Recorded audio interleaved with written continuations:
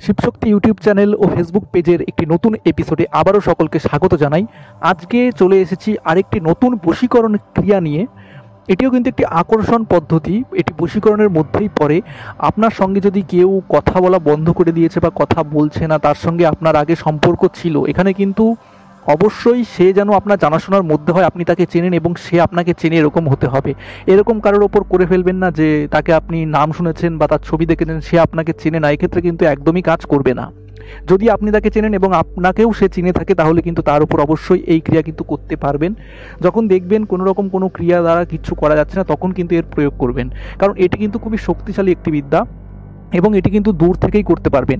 এর জন্য আপনার কোনো কবচ ধারণ করার দরকার নেই বা তার বাড়িতে কিছু পুঁতে আসার দরকার নেই, কিচ্ছু করার দরকার নেই। আপনি কিন্তু বাড়িতে বসে থেকে এটি করতে পারবেন, কোনো রকম বন্ধন যাই থাকুক কিন্তু এটি কাজ করবে, কারণ এটি পরীক্ষিত এবং খুবই শক্তিশালী। তাই আমি বলবো, যখন কোনো রকমভাবে কোনো পদ্ধতি কাজ করবে না, তখনই কিন্তু এটি প্রয়োগ করবেন। আরেকটি কথা বলবো যে আপনারা কিন্তু আগে একটি বশীকরণ আকর্ষণ বিদ্যা দিয়েছিলাম, অনেকে দেখেছেন, বেশিরভাগ ওই ভিডিওটি দেখেছেন অনেকে, কিন্তু কেউ সাবস্ক্রাইব করেননি। তো আপনারা যদি ভিডিও দেখে সাবস্ক্রাইব না করেন বা না জোড়েন, তাহলে কিন্তু এভাবে কিন্তু আমার যে ভিডিও নতুন নতুন এই ধরনের গুপ্ত ভিডিও দেওয়ার কিন্তু আগ্রহটা কিন্তু কমে যাবে। তাই আপনারা যদি এই ধরনের গুপ্ত ক্রিয়া নিতে চান, তাহলে কিন্তু সাবস্ক্রাইব করতে হবে এবং শেয়ার করতে হবে ভিডিওগুলোকে, কারণ ভিডিওতে যদি ভিউ না আসে অন্যান্য ভিডিওগুলিতে, তাহলে কি করে চলবে? তাহলে তো এভাবে তো চালানো সম্ভব হবে না। তাই আপনারা যদি চান এরকম গুপ্তবিদ্যা নিতে, অবশ্যই কিন্তু শেয়ারও করতে হবে আর প্রতিটা ভিডিও ঠিকঠাক মানে পুরোটা দেখতে হবে। কারণ হয়তো পুরোটা যখন দেখবেন আপনারা, তখনই কিন্তু ইউটিউব কিন্তু আমার যে অন্যান্য ভিডিওগুলি আছে সেগুলো কিন্তু অন্যান্য সবার সামনে কিন্তু নিয়ে আসবে এবং সেটি রেকমেন্ডেশন হিসেবে সবার সামনে তুলে ধরবে। তো অবশ্যই কিন্তু পুরো ভিডিও দেখবেন, আর পুরো ভিডিও দেখলে কিন্তু আপনাদেরও একটা সুবিধা কী হচ্ছে, আপনারা জিনিসটা বুঝতে পারবেন। অর্ধেক দেখে করবেন, কোনো কাজই হবে না এবং তারপর বলবেন কাজ হচ্ছে না, কিন্তু এগুলো কিন্তু সবই পরীক্ষিত এবং আমি কিন্তু সমস্ত নিয়ম কিন্তু খুব সহজভাবে বুঝিয়ে দিই। তারপরেও যদি বুঝতে না পারেন, হোয়াটসঅ্যাপ দেওয়া রয়েছে, এখানে টেলিগ্রামের লিঙ্ক রয়েছে, পেজের যে ফেসবুক পেজের যে লিঙ্ক রয়েছে, সব দেওয়া আছে, সেখানে এসে আপনি প্রশ্ন করুন, যেটা বুঝতে না পারছেন জিজ্ঞেস করুন। অবশ্যই কিন্তু চেষ্টা করা হবে সেটা বুঝিয়ে দেওয়ার। যদি সেরকম কিছু আপনি জিজ্ঞাসা করেন যার নলেজ আমার কাছে আছে, তাহলে কিন্তু অবশ্যই কিন্তু বুঝিয়ে দেওয়া হবে। তো ফিরে আসি এখানে, কখন এটি করবেন আমি কিন্তু বলে দিয়েছি যে কারোর সঙ্গে আপনার কথাবার্তা হচ্ছে না, আপনারা দুজনকে চেনেন, এক্ষেত্রে কিন্তু করতে পারবেন। আর এটিতে একটি কথা বলে রাখি, অবশ্যই কিন্তু ছেলে হয়ে মেয়ের উপর করবেন এবং মেয়ে হয়ে ছেলের উপর করবেন, তাহলে কিন্তু খুবই বেশি কাজ হবে। মানে এমনিতে যে কাজ হবে, এটি দিয়ে কিন্তু আপনি ছেলে হয়ে ছেলের ওপর বা মেয়ে হয়ে মেয়ের উপরেও করতে পারেন। মানে হয়তো আপনার কোনো বন্ধু বান্ধব যার সঙ্গে আপনার কোনো পরিচয় নেই, পরিচয় বলতে কি এখন বর্তমানে নেই, আগে ছিল, এখন আপনার সঙ্গে তার কোনো কথাবার্তা নেই, তার উপরেও কিন্তু করতে পারবেন।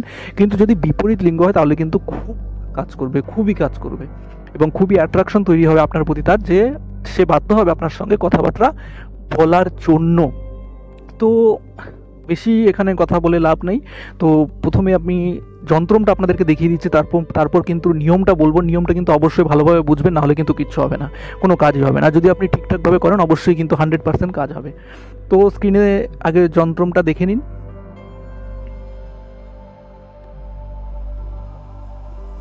তো এই ছিল যন্ত্রম, যেটি আপনারা দেখতে পারলেন। এটি একটি 16 ঘর বিশিষ্ট কিন্তু একটি যন্ত্রম। এই যন্ত্রমটিকে কি করে প্রয়োগ করতে হবে? সবার প্রথমে একটি নতুন টিন, কিছুটা টিনের টুকরো। টিন বলতে কি বোঝায়? যাদের গ্রামাঞ্চলে যারা থাকেন তারা তো টিন চেনেনি। তারা যে বাড়িতে যে টিনের চালা লাগানো হয়, এরকম ধরনের কিন্তু আঁকাবাঁকা টিন হলেও কিন্তু সেটাকে কেটে একটু ছোট্ট টুকরো নিয়ে নেবেন। যেরকম ভোজপত্রের ওপর লেখার সময় ভোজপত্রের টুকরো নেওয়া হয়, সেরকম কিন্তু একটি টিনের টুকরো নিয়ে নেবেন। টিনের টুকরোর ওপর কিন্তু এটি কিন্তু খোদাই করে আপনি একটি ধারালো পেরেক নিতে পারেন। পেরেকটিকে ভালোভাবে শুদ্ধ করে নেবেন। নেওয়ার পর কিন্তু ওই পেরেকটি দিয়ে কিন্তু ওই টিনের ওপর কিন্তু এই যন্ত্রটিকে আপনাকে আস্তে আস্তে লিখতে হবে। এবার এখানে ব্যাপার আছে, কখন লিখবেন। লেখার সময় যদি আপনি পূর্ণিমার সময় লিখতে পারেন, তাহলে কিন্তু খুব ভালো হয়। আমি বলবো পূর্ণিমার সময় করেন, কারণ পূর্ণিমায় একটি আলাদা শক্তি থাকে। তো পূর্ণিমার সময় একটু ফাঁকা জায়গায় বসে যান, যেন আপনি যেখানে বসেছেন সেখান থেকে যেন চাঁদকে আপনি কিন্তু পূর্ণরূপে দেখতে পারেন, এরকম জায়গায় বসে যান।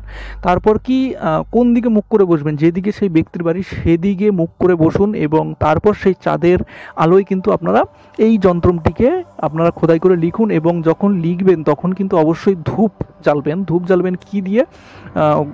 যে গোবরের যে ঘুষি বলা হয়, যেটা ঘুঁটে বলা হয়, বা অনেকে ঘষি ঘুঁটে যাই হোক বলে থাকেন, সেটা জ্বালিয়ে কিন্তু তার উপর যদি আপনি একটু গুগ্গল ছড়িয়ে দেবেন, অথবা যে নারকেলের যে আঁশগুলো হয় সেগুলোও কিন্তু জ্বালিয়ে যদি আপনি তার মধ্যে একটু গুগ্গল এবং ধূপ দিয়ে দেন, তো এই জায়গাটা কি একটু পবিত্র হয়ে যাবে, পরিষ্কার হয়ে যাবে এবং একটু সুগন্ধ ছড়িয়ে যাবে, তার মাধ্যমে কিন্তু এবার লেখা শুরু করবেন।